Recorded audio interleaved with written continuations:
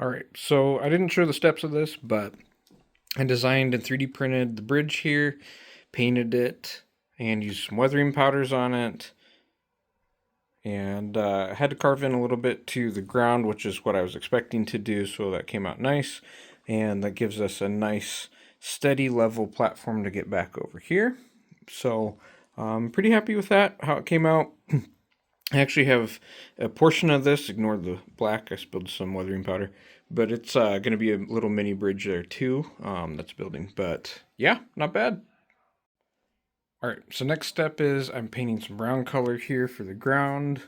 This is what I'm using, picking up from basically Walmart, but hey, it works really well, and it's not something you're going to notice that much when you get ground cover over it. So I'm going to do static grass application next. I have a video on that. If you want like detailed instructions, I have a video on that. But static grass next, and then we'll put the track back in place. All right, there you have it. There is fresh static grass down. It'll lighten up. You can see the difference here. This is dry, that's not. And so that's why you see like, I don't know, it kind of looks darker, I guess is a good way to describe it. It'll lighten up, no worries there. Bridges are in. Ballast work will be next, and then we're on to everything that has to happen over here. But hey, good progress, right? Good progress. By the way, if you see, I'm using corrugated cardboard, so just an old box for basically, it's kind of a makeshift corkboard. It allows me to raise the track, hold it steady. That way it's level, you know, like back here and here coming off the bridge, it's level. I don't need to worry about it. We'll ballast over it. You won't even know it's there. I've also used cardboard in the past too for making easy roads, which is something I might do again because it's easier than paving them. But just a quick tip there for you in case you see what that is. You're welcome to try it on your layout if it sounds like something you'd like to try. But yeah, I like it. Nobody's going to notice by the time that I'm done ballasting anyway.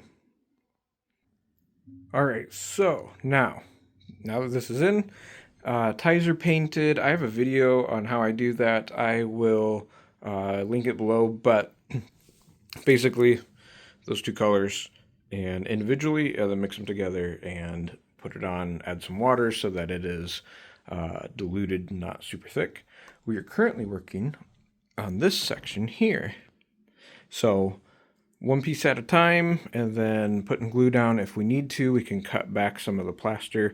I'm a little less worried about that because this was already in here. So there'll be a few spots, this being one of them, where I'm sure I'll have to cut back a little, but not a big deal. I'll kind of show you what that looks like. I'm just gluing it with white glue. If you have a curve in your track and you're doing this, because there are curved sections for this, glue your track in place first, make sure it's strong and in there, and then put this in. Otherwise, like my method of holding track in place, you know, like I was showing you, is not going to work well for this. All right, so I usually start with the center section. I just run glue along like that, right along the ties and everything. It also helps bind and glue the track in place. Push it in there. Make sure, as a quick glance from the top, that more or less they line up, look okay. If there's ones that don't glue that well, that's okay. Just re-glue it later. White glue, you know, technically you need 24 hours. This one next, we're going to make sure that there's some debris cleared out. There's like old plaster right there. And then we're going to fit the outside pieces. So here's a couple of the outside pieces. Let's see, that one wants to be a little tough. This side looks to be okay.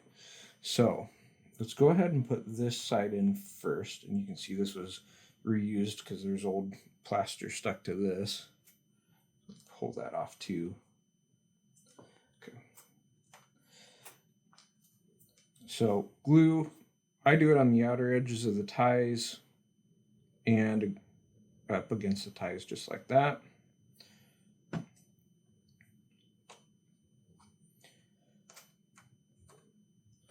There, nice and fit in there.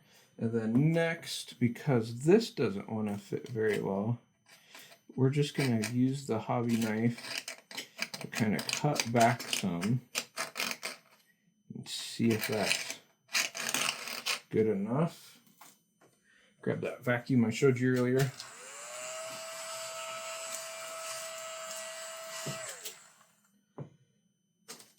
And let's see if that will fit.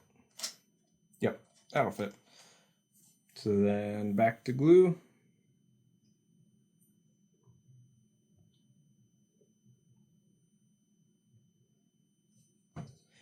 When we're all said and done here, we'll also clean rails just to be safe, but that's pretty much it.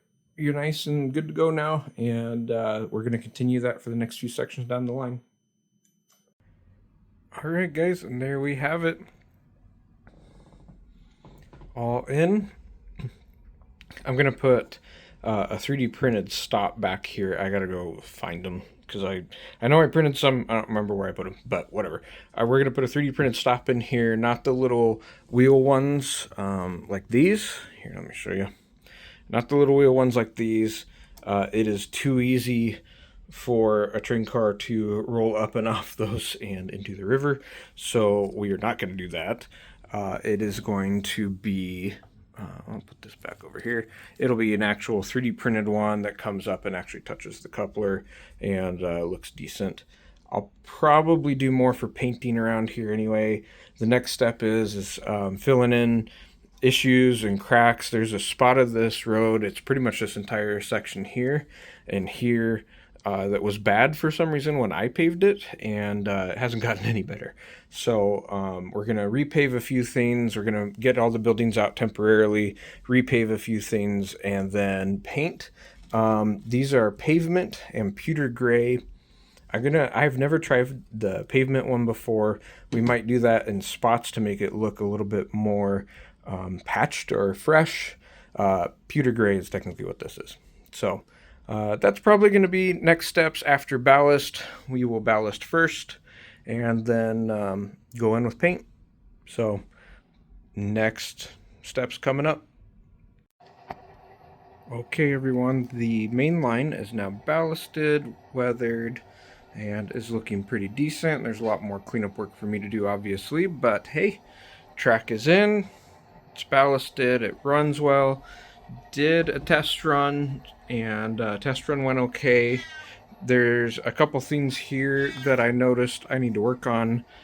Some of these outer sections are lifting up a little bit on the wheels as they pass there.